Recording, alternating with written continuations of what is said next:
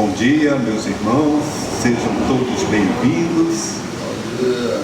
E vou fazer uma leitura para harmonizar logo em seguida a prece, e a nossa irmã Anete vai nos brindar com uma palestra, uma conversa, cujo tema é o arado. Ele foi retirado do Pão Nosso, né? Pão Nosso, capítulo 2. Capítulo 3. Aceita a correção. E, na verdade, toda correção no presente não parece ser de gozo, senão de tristeza, mas depois produz um fruto pacífico de justiça nos exercitados por ela. Paulo aos Hebreus. A terra, sob a pressão do arado, rasga-se e dilacera-se. No entanto, a breve tempo, de suas leiras retificadas, brotam flores e frutos deliciosos. A árvore, em regime de poda, perde vastas reservas de seiva, desnutrindo-se e afiando-se. Todavia, em semanas rápidas, cobre-se de novas robustez, habilitando-se a beleza e a fartura. A água humilde abandona o aconchego da fonte, sofre os impositivos do movimento, alcança o grande rio e depois partilha a grandeza do mar. Qual ocorre na esfera simples da natureza, acontece no reino complexo da alma.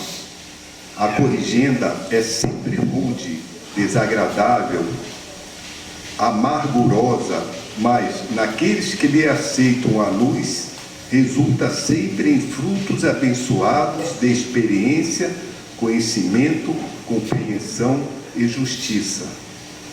A terra, a árvore e a água suportam-na através de constrangimento, mas o homem, campeão da inteligência no planeta, é livre para recebê-la e ambientá-la no próprio coração.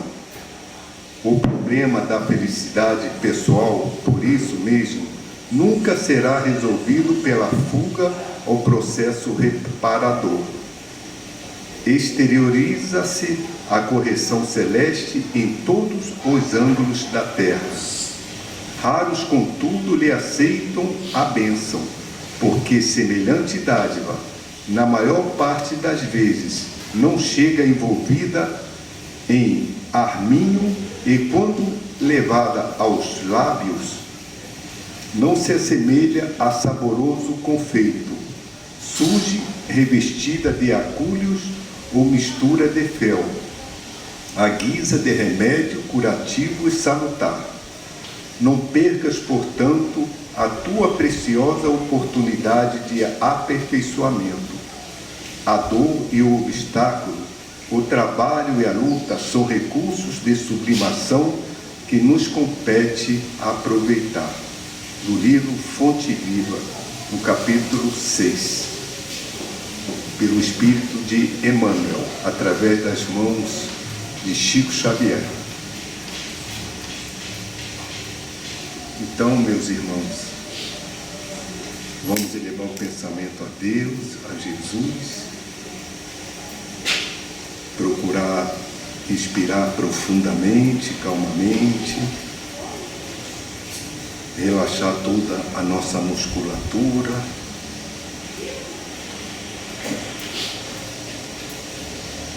Vamos, num só pensamento, elevarmos ao nosso Criador, ao Criador de todo o universo. Gratidão, Senhor, mais uma vez, por estarmos aqui procurando aprender mais um pouco do Teu Evangelho de luz e de amor. Que possamos, Senhor, racionalizar,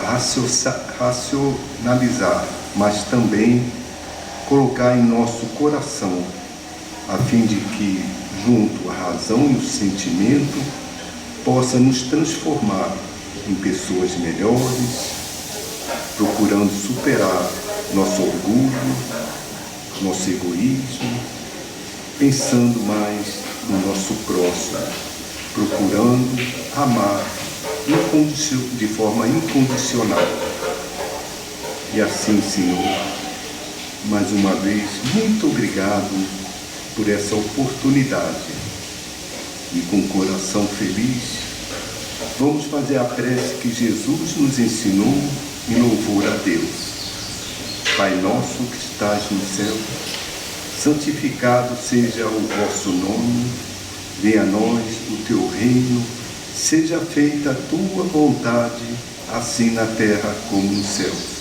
O pão nosso de cada dia dai-nos hoje. Perdoai as nossas ofensas, assim como nós perdoamos aqueles que nos têm ofendido.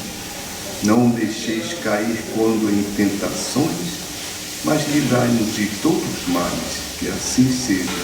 Graças a Deus, graças a Jesus. Bom, meus irmãos, então vou passar para a nossa irmã Anete o microfone para nos brindar com uns ensinamentos que tanto precisamos, né, Anete?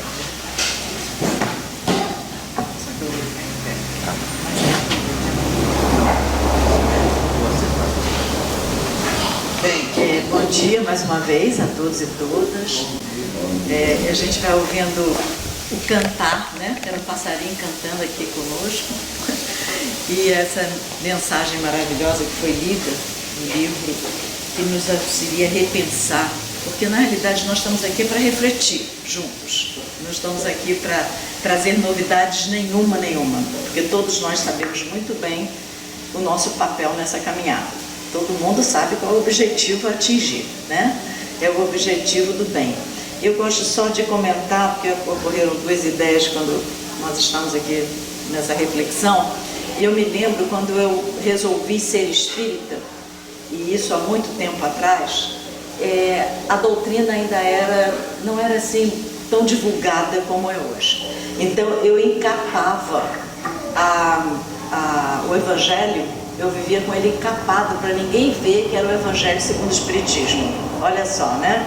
Você vê a nossa insegurança, a nossa ainda medo de dizer seja o que for. E ontem, por acaso, por isso que eu quero complementar, nós estávamos com um grupo de senhoras e todas aparentemente católicas de outras religiões, e uma delas, falando sobre religião, ela virou para mim e falou: você é o quê? Católica também?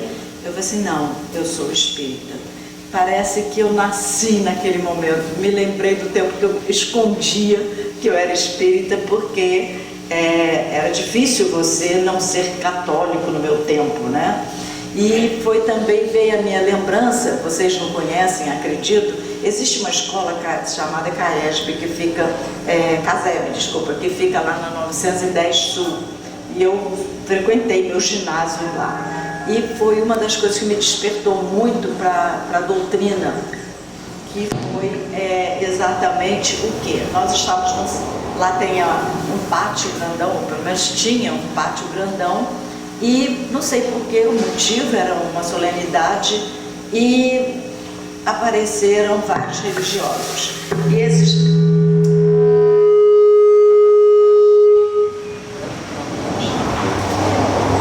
Tá dando para ouvir? Tá, né? Eu falo alto também. E aí foi muito interessante, todos jovenzinhos, de seus 14, 15 anos, né? E eu não me lembro bem porquê, mas foi trazido algo relativo a religiões. E uma menina, uma única menina, que até hoje eu sei o nome dela, quando eu não sei o nome nem dos meus familiares direito, e essa menina levantou a mão e disse assim: eu não sou católica, eu sou tal. Aquilo para mim foi uma lição, porque mais uma vez eu me lembrei depois, quando eu escondi o Evangelho, como aquela jovenzinha menina assumiu perante todos qual era a fé religiosa, que é não só Deus, nós temos um único Deus, todos nós, seja que religião for, né? Mas como é difícil muitas vezes a gente assumir, e aqui quando fala da importância do arado, a importância do arado nada mais é do que o trabalho. Mas não é só o trabalho físico, é o trabalho principalmente da nossa reforma íntima. O nosso medo, muitas vezes, de assumir algo que é tão importante para nós, porque é a nossa tranquilidade interior, né? E eu me lembro que há uns 3 meses atrás, quando eu vim aqui, eu falei sobre esse livro, Dores da Alma. Eu falei, poxa, está lá no carro, queria mostrar para vocês todos. Esse livro, As Dores da Alma, ele é um livro de Hamed, é um livro psicografado, e é pelo Francisco do Espírito Santo Neto, e o espírito é Hamed. E ele é muito interessante, porque ele nos chama a atenção para as nossas dificuldades, as nossas inseguranças, os nossos medos. E o primeiro capítulo fala sobre a autocrueldade. Quem estava aqui vai lembrar que eu comentei desse livro. Ele fala sobre a autocrueldade, como nós vivemos inseguros conosco, vamos dizer assim, né? Como nós temos muitas vezes receio de ser mal interpretado, em vez de usarmos da nossa possibilidade de ser quem somos, sem agredir. Para que agredir? Para que viver em discórdia? Para que vivermos sempre falando que A ou B está errado? Será que não sou eu que preciso melhorar? Então, quando você pega o nosso livro de hoje, a nossa reflexão é no livro Pão Nosso, e é o item 3. Quando nós pegamos toda a literatura espírita, ela trabalha para nos mostrar que nós é que precisamos aprender, não é o outro. O outro tem a vida dele a seguir. Que bom, até na psicologia tem um ditadozinho pequenininho, um versinho que diz: eu sou eu, você é você. Se por acaso nos encontrarmos, que lindo, se não, nada a fazer. Isso serve, se nós pegarmos para entendermos melhor que eu sou eu tenho a minha personalidade, as minhas dificuldades, meus acertos, minhas virtudes. Agora, não posso impor no outro que ele pense ou haja como eu. Então a gente vê muitos irmãos que seguem um caminho porque o fulano, se eu não fizer isso, ele deixa de ser meu amigo, ou meu marido, ou meu companheiro. Não, nós temos que aprender pelo trabalho interior, não o arado, apenas o arado físico, que é colocarmos a mão na massa, mas entender que cada um caminha de acordo com os seus passos. Eu não posso impor a ninguém, nem aos nossos filhos, que saíram de dentro de nós, como diz o outro, né? Nós não podemos impor a eles, porque eu posso ser rígida na forma de criá-los, eu posso ser amorosa, mesmo que seja rígida, mas eu posso oferecer uma religião e eles assumem, quando estão maiores, o caminho que devem tomar. Mas aí é como diz o livro, a responsabilidade pelas escolhas. Isso é muito importante. Então, quando você vai falar no capítulo 3 do item do livro Pão Nosso, ele fala o seguinte: Jesus lhes disse: ninguém que lança a mão do arado, quer dizer, ninguém começa a trabalhar, ninguém que coloca o seu amor em prol do próximo, mas aí eu vou continuar, olha para trás, é apto para o reino de Deus. Então é um chamamento para que nós possamos compreender a importância do trabalho contínuo. Não é porque ontem eu não fui uma pessoa boa, porque ontem eu fui até uma pessoa fofoqueira, né, que hoje eu tenho que ficar dizendo: é minha culpa, olha a autoculpa. Olha, minha culpa, eu fui uma pessoa, eu acho que eu ainda continuo a ser. Se eu já tenho consciência que eu não fiz o melhor, eu já alcancei um degrauzinho evolutivo melhor. Porque a consciência é que nos auxilia a sermos melhores. Eu fui, eu não sou. Isso é muito importante. Ontem eu fiz várias coisinhas não agradáveis. Hoje, pela dor moral cristã, eu hoje já aprendi a ser melhor comigo, porque eu tenho que gostar de mim. Então esse texto, ele fala sobre o trabalho, sobre a ação no bem, que era exatamente o que Jesus pedia a cada um de nós. Não adianta você chegar e dizer: mas eu sou caridoso. Sim, o que você faz? Eu pego todo mês e dou um dinheiro. Não, não é assim. Se esse dinheiro é dado por imposição, não é uma caridade. A caridade é quando eu ofereço o melhor que eu posso para mim e para o próximo, que é o meu crescimento. Depende de mim. Muitas vezes nós acreditamos, até eu contei a historinha também para vocês uma vez aqui, do garotinho que pede pão duro. Vocês lembram dessa historinha que nós contamos? Não? Conta de novo. Conta de novo, pois é. Aí fica assim, gente, esse povo é né? Eu sou velha, eu vou falar a mesma coisa. Eu falava muito para minha mãe, eu dizia, mãe, você já contou essa história? E ela dizia, eu vou contar de novo.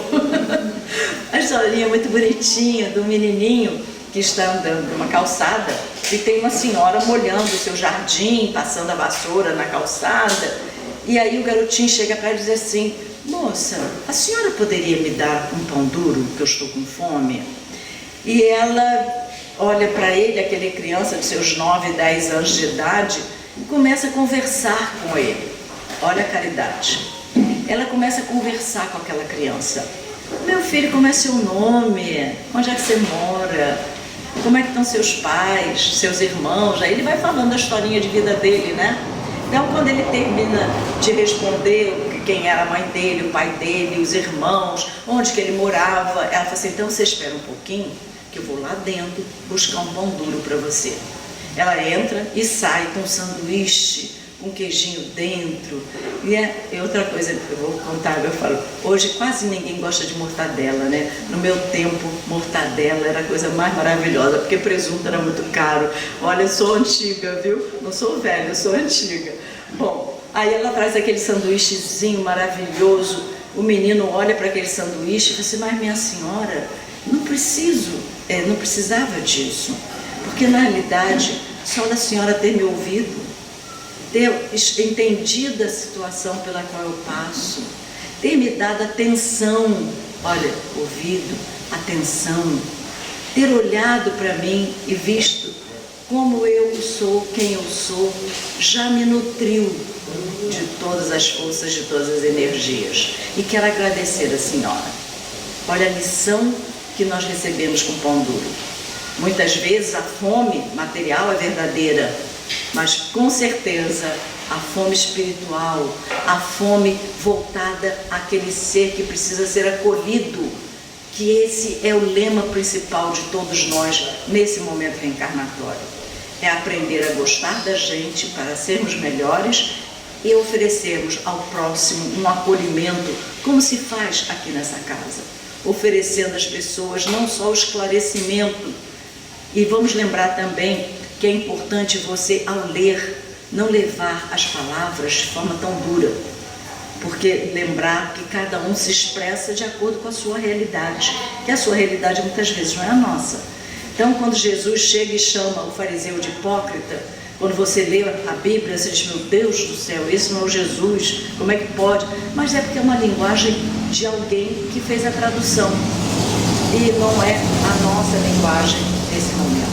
Somos todos irmãos nessa caminhada. Ah, não sou não, somos filhos do mesmo Pai.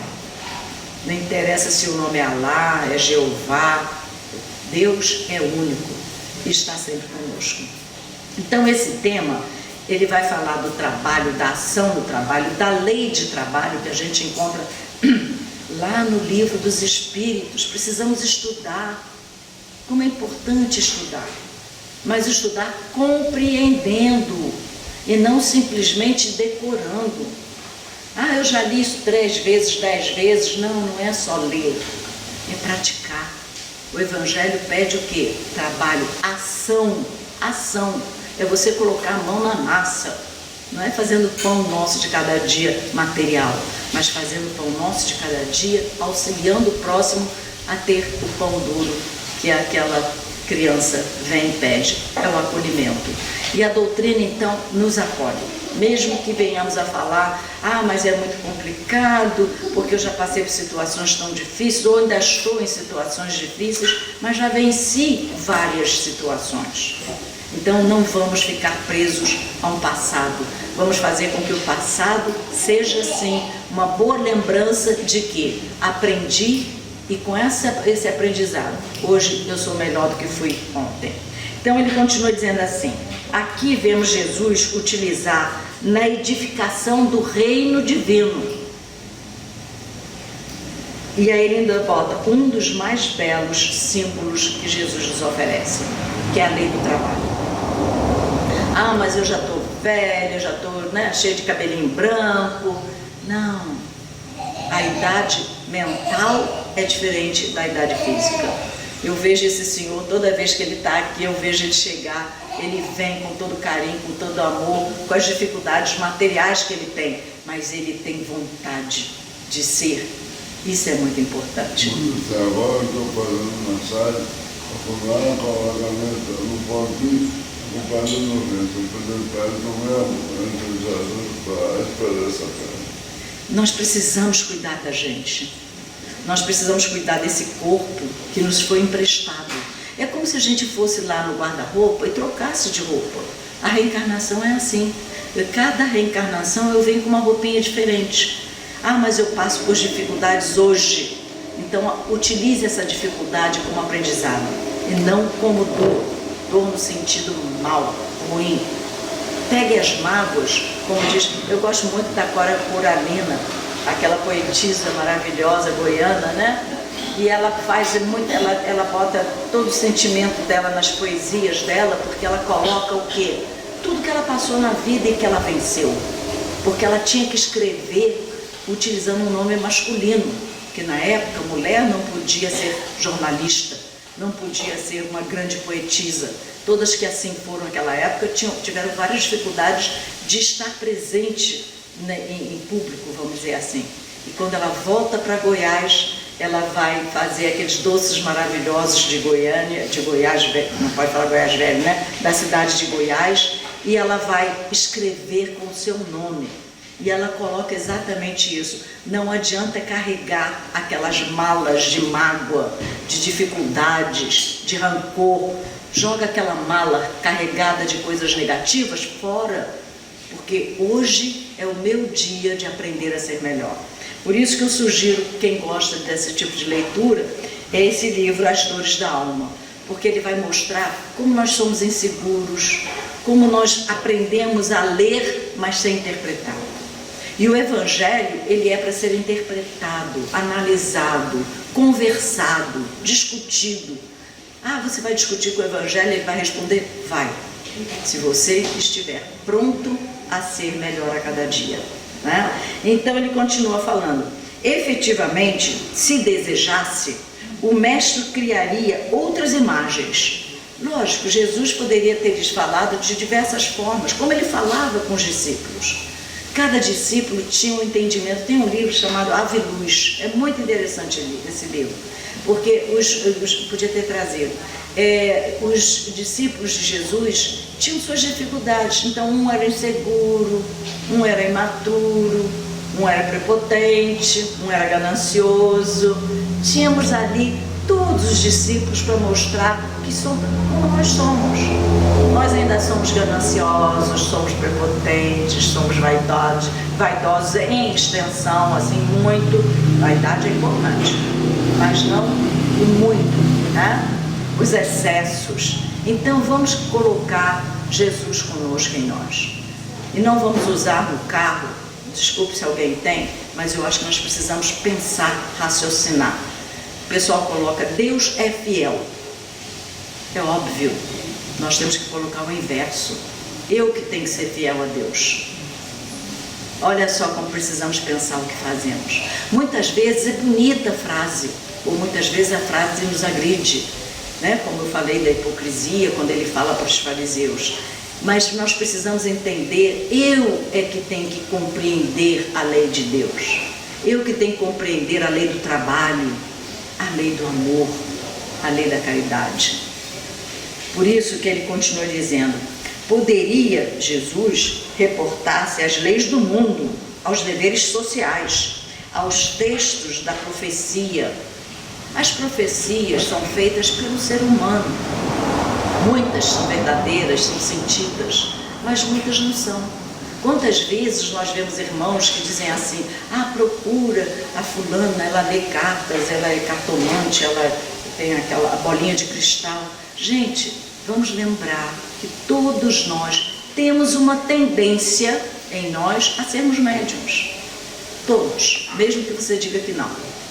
Porque na hora que eu passo perto de alguém e sinto que aquela pessoa é uma pessoa harmônica, uma pessoa que me traz, assim, meu coração fica aflito, não de medo, mas de satisfação, significa que eu sou sensitiva. Ou seja, eu tenho mediunidade. Agora, não quer dizer que aflorou. Não quer dizer que eu sou um médium que vai escrever, ou que vai ouvir, ou que vai desenhar. Porque cada um tem um objetivo nessa vida. E esse objetivo tem que ser entendido, se já está na hora.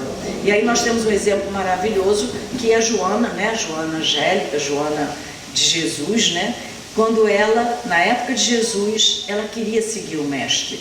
E ela chega perto de Jesus e diz: eu quero estar com o Senhor, porque o Senhor realmente faz com que eu me sinta completa interiormente. E Jesus fala para ela: amiga, você é casada com um romano, siga a sua família. Depois, quem sabe, você poderá assumir a sua religiosidade. E quando ela fica viúva, ela vem realmente, assume que ela é cristã. Teve um fim não muito bom, material, mas Deus deixou claro que nós temos objetivos a cumprir. Eles devem ser cumpridos com amor, com carinho, com paciência, com resignação. Mas também significa que chega uma hora que você não precisa mais encapar o seu evangelho, porque a realidade está em nós e conosco. Então, ele vai e fala as profecias, mas prefere fixar o ensinamento em bases mais simples. Era necessário que Jesus falasse em parábolas? Era. Para nós as parábolas até são meio difíceis, né? Imagina aquela época. Mas ele não tinha outra forma. Como é que ele podia chegar e dizer: os últimos serão os primeiros? Aí o pessoal: então eu vou sentar lá atrás, eu vou chegar por último, depois que já acabou a palestra, só para tomar um passe. É complicado. Mas Jesus quer deixar bem claro o seguinte: o excesso não é válido. O orgulho excessivo não é válido. A sua insegurança não é válida. Por quê? Ela precisa ser trabalhada. Ela precisa ser descoberta.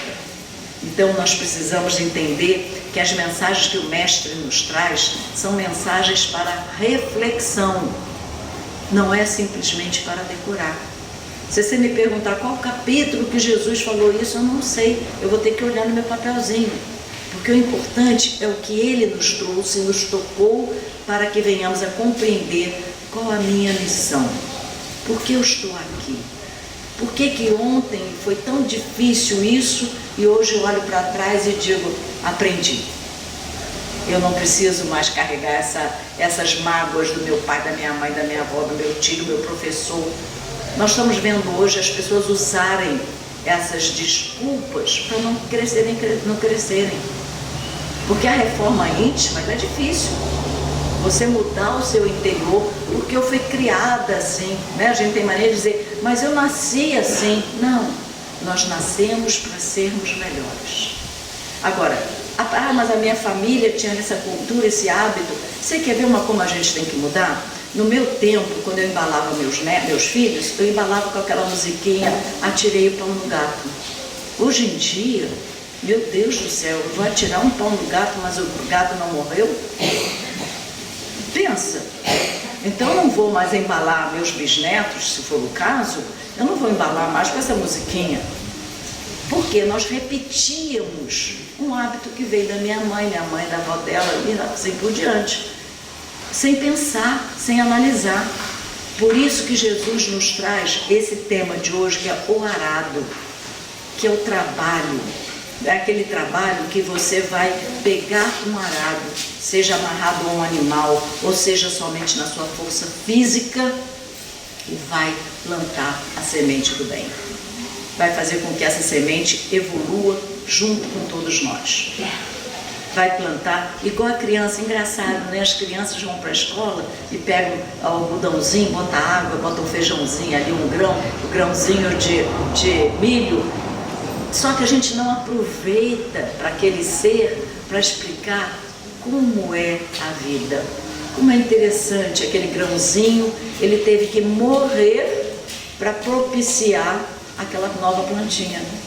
E quando nós falamos em reencarnação, ou que temos que passar por essas coisas, essas dificuldades, a gente diz, não, veja bem, o grãozinho, ele está ali naquela água, ele incha, né? Ele vai inchando, aí sai a primeira raizinha. Mas ele deixou de ser semente para ser uma planta. Nós não vamos virar semente nem planta, mas nós vamos virar, assim, seres num processo evolutivo interior. Porque eu só posso ser bom se eu tiver dentro de mim a minha luzinha acesa no bem, né? Então ele continua falando, o arado é aparelho de todos os tempos. E realmente, se você observar o trator hoje, ele vem com aquelas ferragens, né, aqueles instrumentos, e vai passando por cima da terra, vai ferindo a terra, porque é uma forma de ferir, né? Vai arrebentando as raízes, as pedras vão sendo tiradas. É assim a nossa vida. A nossa vida não é simplesmente sorrir. Não, nós temos que sorrir porque fomos melhores ontem e seremos melhores hoje e amanhã.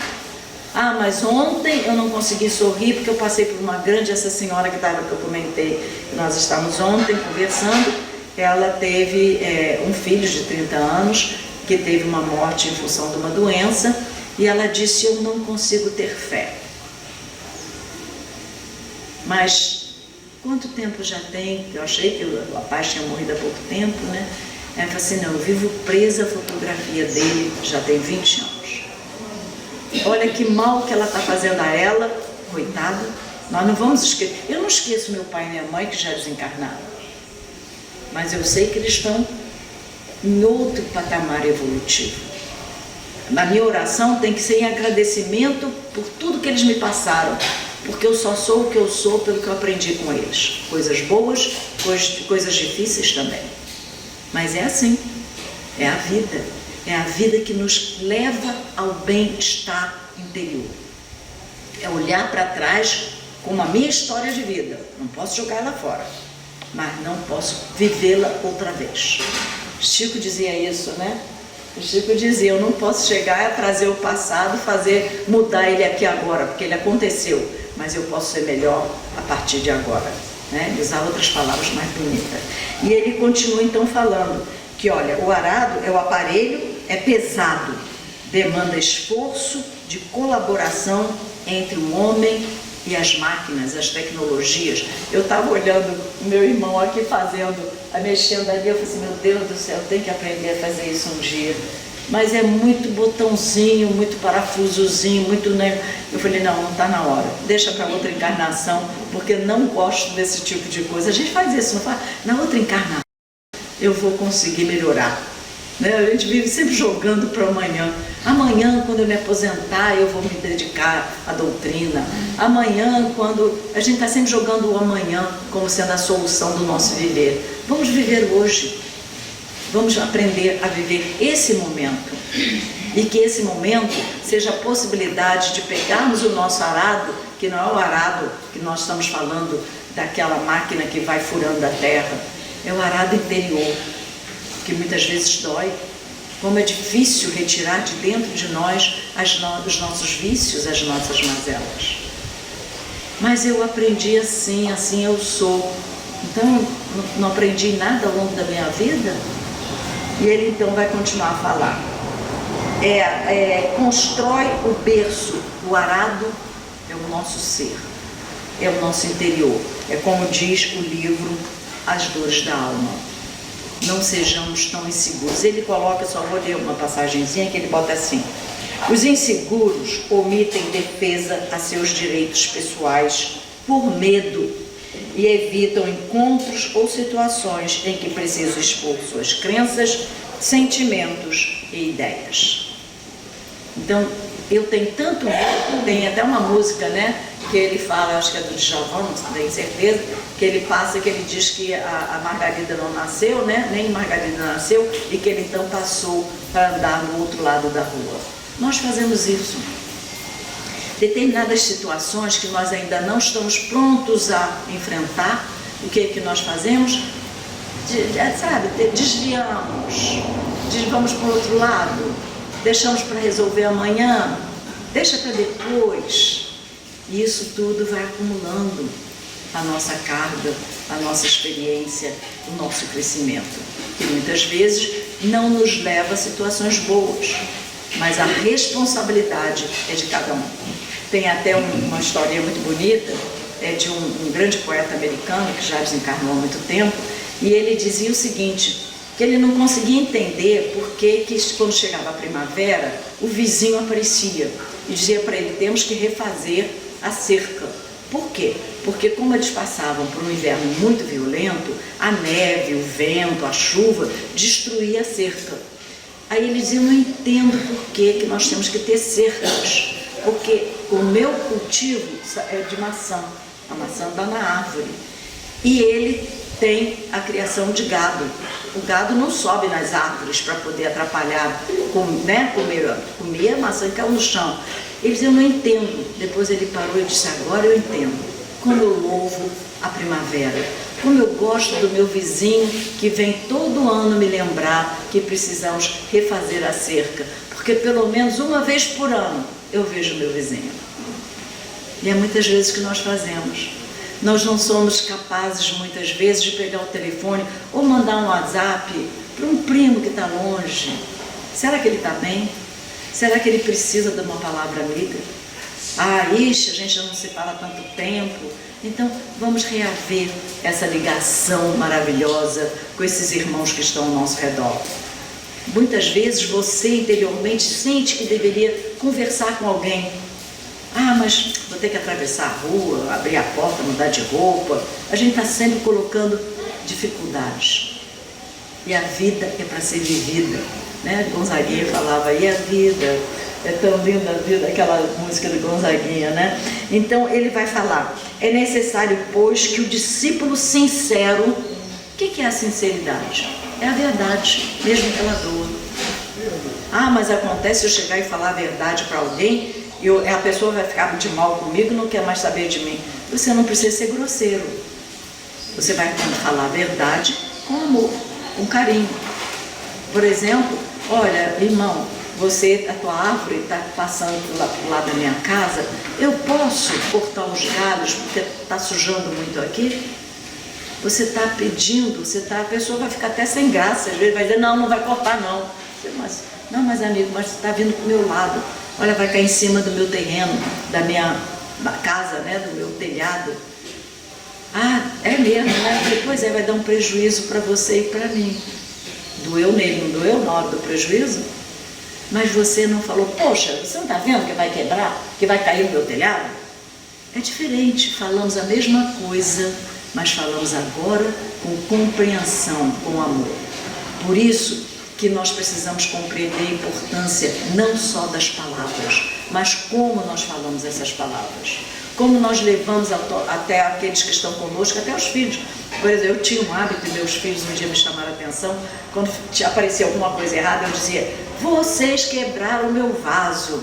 Onde já se viu, vocês não têm jeito. Aí um dia meu filho falou assim, mãe, por que a senhora não chama o Joãozinho para o lado? Então, um dos meus filhos se chama João.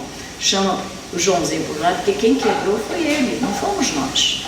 E a gente generaliza, né? Não, mas eu estou fazendo assim para ninguém ficar sentido. Não, chama o irmão para o lado, chama, mesmo que você ache que ele não vai querer te ouvir, fala, olha, você vai me desculpar, eu realmente não tinha noção, fiz besteira, fui grosseira, mas dá para eu poder cortar esse galho da sua árvore? Então nós precisamos trabalhar no nosso interior. É muito fácil exigir que o outro mude, esquecendo que se você não der o exemplo, porque você poderia, com a sua sã consciência, com o seu bom senso, caramba, vai cair mesmo, pode cair mesmo, você tem razão. Mas olha a vaidade, o orgulho, a árvore é minha, o terreno é meu, nós estamos sempre carregando uma mágoa interior. Mas porque vem do meu pai, vem da minha avó. Não. Vamos pegar uma mala velha, que seja velha, porque as novas estão caras. Vamos pegar uma mala velha, botar um monte de dor, mágoas, rancores e vamos deixar para trás. E ele então vai falar, é necessário que o discípulo sincero tome lições com o divino cultivador. o cultivador das sementes, né? Jesus, nosso irmão. Abraçando-se ao arado da responsabilidade, na luta edificante, sem dele retirar as mãos, de modo a evitar prejuízos graves à terra de si mesmo. Está entre aspas. A terra de si mesmo. Você não precisa se agredir. Ah, mas acontece que na hora eu estava com tanta raiva, tá? Eu fui, gritei, reclamei. O que eu ganhei? As pessoas se afastam da gente. Os relacionamentos, marido, mulher, companheiro, companheira, muitas vezes há uma ruptura por falta de diálogo. Porque eu já chego com raiva porque ele chegou tarde. Aí ele já está com raiva porque já sabe que vai levar a bronca. E aí vira um círculo, não é um círculo, vira um círculo na história da vida. Ah, mas o que eu posso fazer? Cada caso é um caso. E aí a gente vem no atendimento fraterno, né? Para conversar, para permitir que as nossas dificuldades sejam também trabalhadas para o outro. Não é que o outro vai impor as ideias dele, não. Ele vai apenas clarear os caminhos que nós podemos ou não seguir, desejando ou não ser melhor. Vamos então colocar em nós a responsabilidade do nosso crescimento. O crescimento do outro, eu ajudo, se ele precisar, se ele quiser.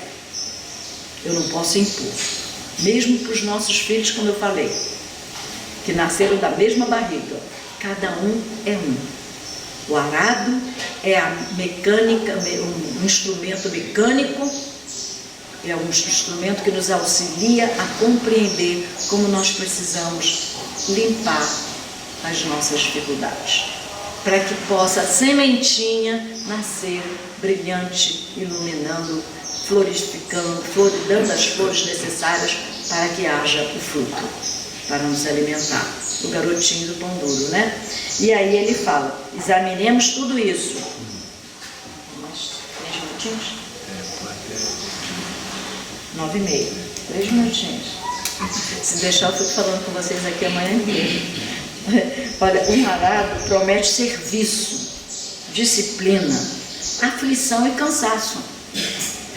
No entanto, não se deve esquecer que depois desse arado, né, chegam as semeaduras, as colheitas, os pães no prato e o celeiro guarnecido. Então, nosso trabalho é um trabalho interior e ele vai sim desenvolver conforme iremos adubar, iremos colocar a aguinha necessária, iremos fazer com que ele desenvolva o seu viver, o seu interior, a sua beleza. Por isso eu sugiro, quem tiver interesse e gostar da leitura mais voltada para a reforma íntima, que é o caminho que a doutrina nos oferece, esse livro vale a pena, As Dores da Alma, porque logo no primeiro capítulo é exatamente sobre a autocrueldade, como nós ainda precisamos aprender a nos amar, a respeitar os nossos erros, a respeitar o arado da nossa vida, que é limpar o caminho, esvaziando dos rancores, das mágoas, porque com certeza, quando eu plantar a semente do bem, eu vou colher o fruto do bem. Que a paz esteja com todos e que nós possamos juntos caminhar, porque nós não somos sozinhos, não somos seres isolados no mundo. Precisamos de todos aqueles que podem nos ajudar com as dificuldades, com as melhorias dessa encarnação. Que a paz esteja com todos.